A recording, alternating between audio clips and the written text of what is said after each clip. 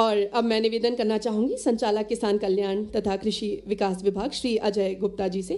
कृपया आप माननीय कृषि मंत्री जी का पुष्पगुच्छ भेंट कर स्वागत करेंगे। अब मैं पुनः श्री अजय गुप्ता जी से निवेदन करूंगी कि कृपया आप अपर मुख्य सचिव श्री अनुपम राजन जी का पुष्पगुच्छ भेंट कर स्वागत करेंगे। मैं निवेदन करती हूं आपसे कि कृपया आप श्री एम सेल्वेंद्र सर का स्वागत करेंगे। बहुत बहुत धन्यवाद।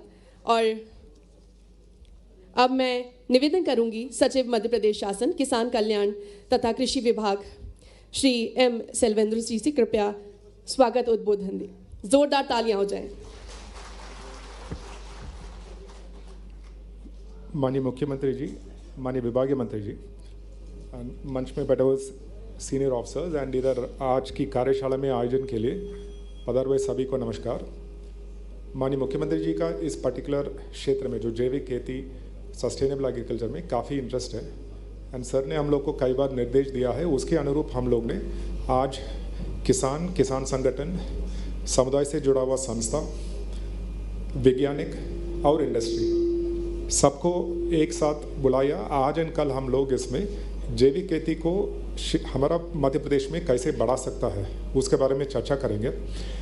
कल शाम को हम लोग इस पर्टिकुलर हम लोग लगभग सभी जिला में काम लेंगे, उसमें किस जिला में किस प्रकार का काम करना है उसका रणनीति आज तय हो जाएगा, कल तय हो जाएगा। उसके बाद हम लोग जिला में क्रियान्वयन करेंगे। क्योंकि माननीय मुख्यमंत्री जी का समय इधर कम है एंड उनका दूसरा कार्यक्रम में भी जाना चाहता है, मैं इसके साथ में मेरा स्पीच को समाप्त कर रहा हूँ। Thank you. बहुत बहुत धन्यवाद आदरणीय। और अब मैं निवेदन करूंगी माननीय मंत्री मध्य प्रदेश शासन किसान कल्याण एवं कृषि विकास विभाग श्री ऐदल सिंह कंषाना जी से उनके उद्बोधन के लिए कृपया जोरदार तालियां हो जाएं श्री ऐदल सिंह कंषाना जी के लिए।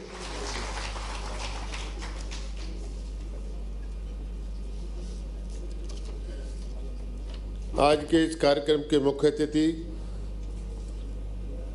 और मध्य प्रदेश शासन के यशस्वी मुख्यमंत्री परम आदरणीय डॉक्टर मोहन यादव साहब, हमारे अपर मुख्य सचिव उद्यानिकी अनुपम राजन जी, सचिव किसान कल्याण कृषि विभाग श्री एम सेल्वेंद्रम जी, संचालक कृषि श्री अजय गुप्ता जी। भाइयों, आज का ये कार्यक्रम बढ़ती हुई बीमारी पर रोक लगाने के लिए हमारे प्रदेश में हमारे देश के यशस्वी मुख्यमंत्री आदरणीय मोदी जी के नेतृत्व में ये सारे देश में जैविक खेती पर जोर देना और हमारे प्रदेश में माननीय मुख्यमंत्री जी के नेतृत्व में जैविक खेती और हमारे किसान का सभी समाज के वर्गों को बीमारियों से कैसे बचाया जाए, एक तरीके से इसका प्रचार प्रसार के माध्यम से आज हम लोगों ने ये आयोजन रखा है। आपको मालूम है कि देश में गंभीर बीमारी फैल रही है, चाहे वो कैंसर हो, टीबी तो कमज़ोर हो गई है, चाहे डायबिटीज हो, चाहे हार्ट अटैक हो, अन्य जानलेवा जैसी बीमारियों को रोकथाम के लिए हमारे देश के लोकप्रिय प्रधानमंत्री श्रीमान नरेंद्र मोदी जी के नेतृत्व में इस प्रकार के और प्रदेश में हमारे प्रदेश के लोकप्रिय मुख्यमंत्री डॉक्टर मोहन यादव साहब के नेतृत्व में इस प्रकार के आयोजन हम करने जा रहे हैं। कुछ वाचक मुझे दिया है, मैं उसको पढ़ के सुनाना चाहूँगा। वर्तमान खेती में रासायनिक उर्वरक, खरपतवार नाशकों व कीटनाशक पेस्टिसाइड के बढ़ते उपयोग के कारण भूमि एवं वातावरण में हानिकारक तत्वों को मात्रा बढ़ोतरी हो रही है, जिसके कारण पर्यावरण मुद्रा, उर्वरकता तथा मानव स्वास्थ्य पर बुरा प्रभाव पड़ रहे हैं। पर्यावरण, उपभोक्ताओं के स्वास्थ्य की रक्षा के लिए कृषि में रासायनिक उर्वरक तथा कीटनाशकों के अंधाधुंध प्रयोग के हतोत्साहित करने के लिए जैविक खेती को बढ़ावा दिया जाना आवश्यक है। इस हेतु आज से ही 2 दिवसीय कार्यशाला का आयोजन किया जा रहा है। कार्यशाला में जैविक कपास, फल, सब्जियां एवं अन्य फसलों हेतु जैविक खेती पद्धति एवं उत्पादित उत्पादों के मूल श्रृंखला विकसित करने हेतु विस्तृत चर्चा कर प्रदेश के लिए रणनीति तैयार की जाएगी। इस कार्यशाला में भारत सरकार के वरिष्ठ अधिकारी, वैज्ञानिक, संबंधित विभाग के वरिष्ठ अधिकारी, एफपीओ एवं जैविक खेती के में कार्य करने वाली संस्था, कंपनी के प्रतिनिधियों के द्वारा भाग लिया जा रहा है। वर्ष 2024-25 में भारत सरकार से प्रदेश में योजनाओं को विकसित क्रियान्वयन हेतु 9 सर्विस प्रोवाइडर को सूचीबद्ध कर 33 जिलों में 1 लाख एकड़ से जैविक खेती कार्यक्रम किया जा रहा है। भारत सरकार द्वारा प्राकृतिक खेती हेतु दिसंबर 2024 में राष्ट्रीय प्राकृतिक खेती मिशन योजना प्रारंभ की गई है। योजना अंतर्गत भारत सरकार द्वारा प्रदेश को 2 लाख के हेक्टेयर क्षेत्र में प्राकृतिक खेती हेतु लक्ष्य प्रदान किए गए हैं, जिसके अनुसार योजना क्रियान्वयन किया जा रहा है। प्रदेश में जैविक एवं प्राकृतिक खेती के विकास हेतु अशासकीय संस्थाओं का सहयोग लिया जा रहा है। विभाग द्वारा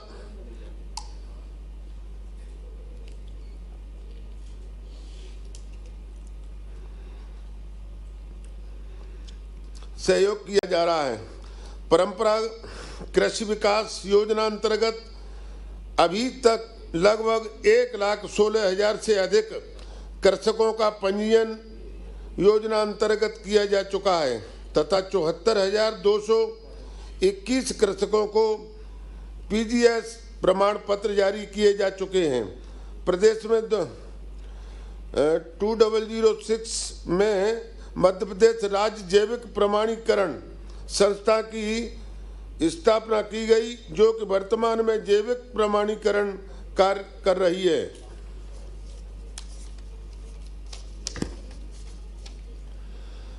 प्रदेश में अपीडा अंतर्गत 11,48,000 हेक्टेयर फसल उत्पादन क्षेत्र एवं वनोपज संग्रह क्षेत्र सहित कुल 20,55,000 हेक्टेयर जैविक क्षेत्र पंजीकृत है। पीजीएस अंतर्गत प्रदेश में कुल 30,300 हेक्टेयर से अधिक जैविक खेती पंजीकृत है। मध्य प्रदेश दाल के उत्पादन में प्रथम स्थान पर है, खाद्यान्न उत्पादन में तृतीय स्थान पर, तिलहन उत्पादन में तृतीय स्थान पर, तीसरे फसल के क्षेत्र में तेजी से वृद्धि हो रही है। प्रधानमंत्री फसल बीमा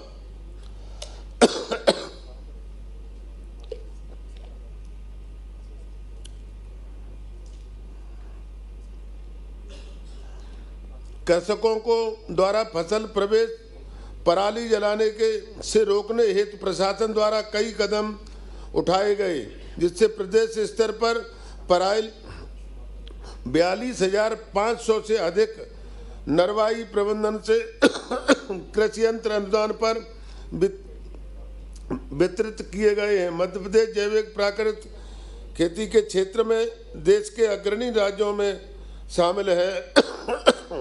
माननीय प्रधानमंत्री जी के संकल्प अनुसार जैविक प्राकृतिक खेती में नए आयाम स्थापित किए जा रहे हैं।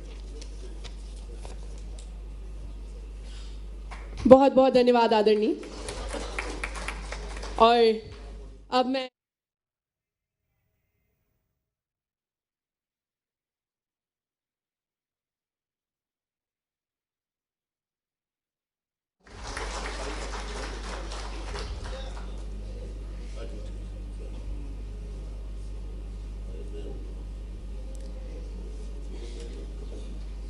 एक बार जोर से बोलिए भारत माता की।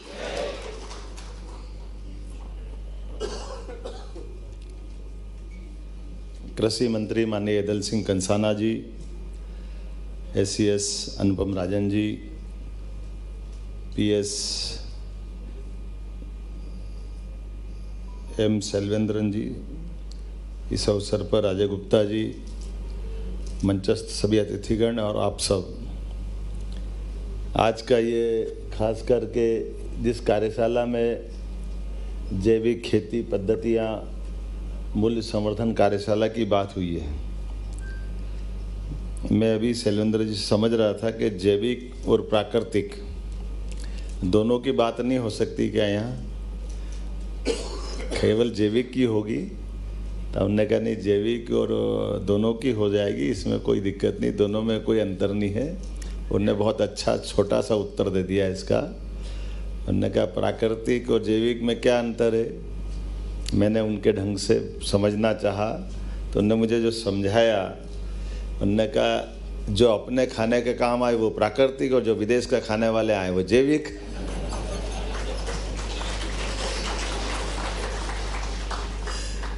इसमें सारी बातें आ गई। ऐसे ही है ना, या हमारे ज्ञान से हम हमारी खेती कर लें, हमारी व्यवस्थाओं के बलबूते पर, जिसका आधार गोमाता हो, गोमूत्र हो, और जैसे हम इससे बाहर जाते हैं तो उनका अलग से पैरामीटर से उनकी अपनी बात होगी, लेकिन दोनों में से कॉमन चीज़ यही है कि अंततः केमिकल से बचना है। रसायनों का अनावश्यक उपयोग ये हमारी सारी व्यवस्थाओं को बिगाड़ रहा है। और मैं मान के चलता हूँ कि खास करके दुनिया में जिस प्रकार से अभी हम सब इस बात को महसूस करते हैं, लेकिन मैं अभी लगातार उद्योगों के लिए जो विदेश में भी गया हूँ, अपने प्रदेश में कॉटन का देश के आधार पर कितना बनता उत्पादन होता है? उत्पादन हम लोग का 15 से 20% होगा कॉटन। जैविक का बल्कि हम लोग पूरा देश का आधा, पूरे देश का आधा हमारे यहाँ से। जोरदार अभिनंदन करो अपने आप के लिए। और इसीलिए हम इस अभियान में भी लगे हैं। जैविक को केवल खेती से बढ़ा सकते हैं, अच्छी बात है, ज़रूर बढ़ाना चाहिए, लेकिन जैविक हो प्राकृतिक हो, इसको बाजार भी हमारे यहाँ से उपलब्ध हो जाए और बाजार में भी उत्पाद की स्थिति में चला जाए। अब ये दोनों तरह की चुनौतियाँ हमारे सामने हैं। एक तरफ केमिकल का आकर्षण, बहुत सारी बातें हैं, और दूसरा ये रास्ता है। हालांकि सरकार के नाते से मैं यहाँ बोलूँगा तो सरकार के हित में जैविक को प्रोत्साहन, प्राकृतिक को प्रोत्साहन, केमिकल से बचना चाहिए, लेकिन मैं ये नहीं समझ पाता हूँ, अगर मैं आपकी साइड से बैठ कर के वहाँ बैठ के मेरी अपनी कोई बात सोचता हूँ तो मैं सरकार और सरकार के नुमाइंदों विभागों की तरफ देखता हूँ कि ये कैसा समय का फेर है। हम आज से कुछ साल पहले यहीं बैठ के सुनते थे कि ये डालो NPK और ये फास्फोरस डालो, ये यूरिया का लाभ है और ये कीटाणुनाशक है, क्या क्या सुनते थे। लेकिन समय ने पलटा खाया तो अल्टीमेटली हम वहाँ आ गए।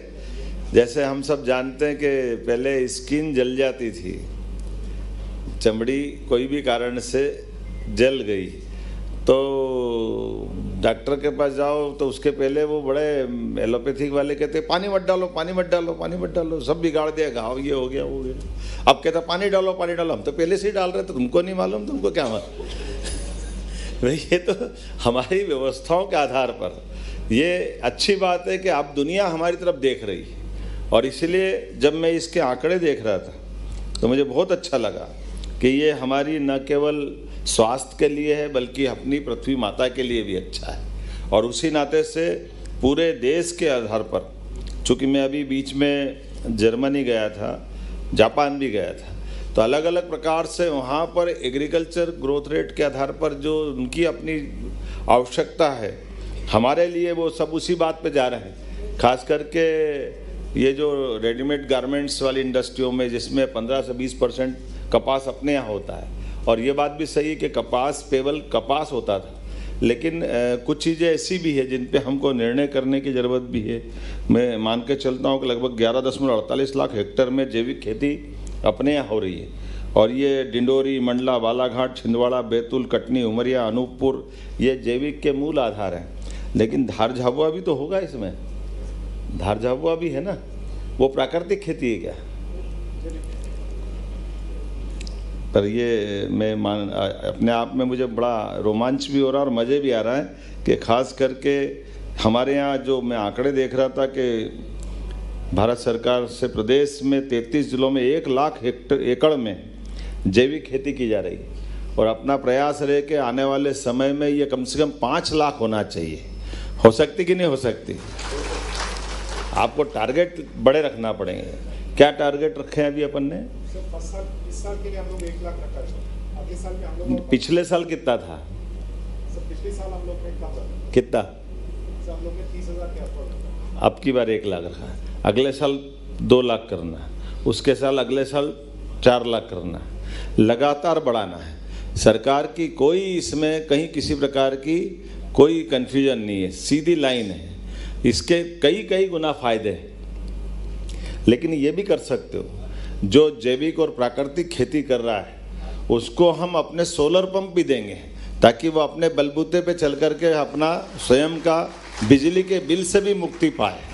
और ख़ास करके ट्राइबल के बेल्ट में ये बड़ी दिक्कत है, लाइनें बिछाना, बाकी सारी चीज़ें करना है ना, इसकी कठिनाई। तो इस तरह से भी आप प्लान कर सकते हो। हमारा प्रयास है कि हर हालत में जैविक खेती को, प्राकृतिक खेती को अपने पैरों पे खड़ा करना, उनके लिए जो बन सकता ज़रूर करेंगे। मैं आज तो चूँकि थोड़ा समय की कमी है, लेकिन फिर भी मैं मान के चलता हूँ आप जब दिन भर बैठेंगे तो हमारे यहाँ चूँकि ये उद्योग वर्ष घोषित किया है और मैं स्पष्ट रूप से मानता हूँ कि उद्योग की बात अगर हम कर रहे हैं तो उद्योग की बात माइनिंग हो सकती है, दूसरी सारी चीज़ें हो सकती हैं, लेकिन कृषि आधारित राज्य में कृषि को छोड़ के उद्योग की बात करेंगे तो बेईमानी हो जाएगी। हमको अगर इस भाव से सोचना है तो आने वाले समय में हमारे अपने ये चारों क्षेत्रों में, खास करके मध्य भारत, महाकौशल, मालवा और चंबल, इसके बेल्ट में हमारे ये पूरे साल का प्लान बनाएं। और कमर्शियल, जैसे पिछली बार हमने इंडस्ट्रियों की बात की, इस बार शुद्ध रूप से कृषि आधारित उद्योगों की बात करेंगे। उसको नीचे तक कैसे फैलाएं, कैसे बढ़ाएं, कहाँ तक ले जा सकते हैं, उस तरह से। और खासकर कृषि आधारित उद्योगों के लिए भी जिस प्रकार की, जैसे मैंने कृषि खेती की बात की है कि खेती के आधार पर हम अपना टारगेट बढ़ा लेके चल रहे हैं, उसी आधार पर इन उद्योगों का भी टारगेट लेके चलिए। मैं अनुपम राजन जी और शैलवेंद्रम जी दोनों बहुत सुयोग्य अधिकारी, मैं मान के चलता हूँ कि ये एग्रीकल्चर बेस्ड इंडस्ट्री का ज़्यादा कोई मुझे लगता है कि बहुत बड़ा खर्चा भी नहीं होता है, लेकिन सरकार के द्वारा जितना प्रमोशन कर सकते हैं, जितना प्रोत्साहन दे सकते हैं, वो सारा प्रोत्साहन देने के लिए तैयार रहेंगे। और नवीन तकनीकों के बलबूते पर, जिनमें हमारी खेती के आधार पर कृषि की उत्पादकता का फर्क पड़े, लेकिन ये बात भी सही है कि जो हमारी प्राकृतिक व्यवस्थाओं पे भी दोनों का तालमेल करते हुए, अभी कितनी अच्छी अच्छी प्रकार से वहाँ आपके स्टॉलों पर देसी हल्दी की और आम हल्दी की क्या क्या तरीके निकाल दिए हैं। तो नवीन तकनीक के आधार पर उन्नत बीजों की स्थिति बने, लेकिन खेती का तरीका अपना जैविक ही रहना चाहिए, उसमें केमिकल को हतोत्साहित करें। और कोई कोई गांव या कोई ब्लॉक भी ले सकते हैं तो उस गांव या ब्लॉक को भी हम प्रोत्साहन देंगे, जिलों को भी प्रोत्साहन देंगे कि उस ज़िले में हम अब 2, 4, 10 बच्चे हैं उनको भी प्रेरित कर दें तो एक आदर्श जिला, आदर्श ब्लॉक, आदर्श गाँव बने। ये लगातार बढ़ाने की ज़रूरत है। और जब अब और एक और कारण से आपकी महत्ता बढ़ गई, जब हमारे यहाँ अपने यहाँ नेशनल डेयरी डेवलपमेंट बोर्ड के माध्यम से हमने पशुपालन में भी दूध प्रोत्साहन के लिए, खास करके सांची को भी नेशनल डेयरी डेवलपमेंट बोर्ड के माध्यम से MOU करा के, जो हमारे प्रदेश की 9% दूध की उत्पादन क्षमता है, हम इसको 20% तक ले जाना चाहते हैं, कई गुना बढ़ाएंगे। और इसीलिए आपके आसपास में भी यहाँ जिस ब्लॉक में अभी हमने कहा कि स्वयं सहायता समूह के माध्यम से गौशालाओं का संचालन, और इसलिए गौशालाओं को बढ़ाना, पशुपालन को बढ़ाना, दूध पे बोनस चालू करना, कई प्रकार से इसको काम कर रहे हैं। तो ये एक दूसरे के पूरक है कि वैसे तो किसान की आमदनी, रोजमर्रा की आमदनी तो दूध और फल फूल सब्जी से होती है, बाकी फसल तो अपने अपने फसल चक्र में होती है। लेकिन मैं उम्मीद करूंगा निश्चित रूप से समान आधार पर किसानों की आय बढ़ाने के लिए और किसानों की आय और गाँव की समृद्धि के लिए ये अपने सभी क्षेत्र में खासकर ये निर्णायक भूमिका में हम आएंगे। ऐसे में अब ये एग्रोविजन का मैं बीच में नागपुर का एक बड़ा मेला देख के आया था और उनके अधिकारियों को बुलवाया भी था हमने। हो सकता है वो मॉडल भी चले, आपका अपना मॉडल भी खड़ा करो, ऐसा भी हो सकता है। लेकिन अभी से आने वाले समय में हमारे अपने बड़े बड़े महानगरों में केवल कृषि आधारित व्यवस्था के आधार पर आसपास के जिलों से जोड़ते हुए, अर्थात जैसे चंबल, जबलपुर या मालवा में आप बात करोगे या भोपाल में करेंगे तो ये जैसे धीरे धीरे अपना वन मेला बहुत लोकप्रिय हो गया है। आने वाले समय में हमारे जैविक उत्पादों के मेले या इस प्रकार की व्यवस्था को जोड़ करके आप जरूर देखें, जिसमें हमारे परंपरागत मेलों के अंदर की स्थिति भी अब धीरे धीरे उस प्रकार से जीवंत करने की जरूरत है। जैसे उज्जैन में कार्तिक मेला लगता था या अभी विक्रमादित्य का विक्रमोत्सव मेला लगता है, ऐसे इस आधार पर भी जहां बड़े पैमाने पे लोगों का आवागमन भी होता है और जागृति फैलाने में हमारा इस बड़ी योजना का एक तरह से लाभ मिल सकता है। खास करके जब हमने ये बात कही है तो मैं मान के चलता हूँ, अभी आपकी जानकारी के लिए टमाटर कहाँ ज़्यादा हो रहे हैं नहीं, ये तो आपको मालूम है, बाकी मालवा में भी तो हो रहे हैं, है ना। तो अभी ये मध्य प्रदेश सरकार भारत सरकार के साथ मिलकर के इनके निर्यात करने के लिए जहां योग्य प्रसंस्करण इकाइयां हैं वहां तक जाने का ट्रांसपोर्टेशन का पैसा भी देने को तैयार है। मालूम है क्या ये सेल्वेंद्रन जी? तो इसको पब्लिसिटी करो कि भाई अगर आपका उत्पाद है तो किसान को उसकी फसल का लाभ कैसे मिले। अब वो ट्रांसपोर्टेशन करने के लिए किस प्रकार की व्यवस्था करना है, उसमें कितना % दे रहे हैं? क्यों गुप्ता जी मालूम है क्या दे रहे हैं?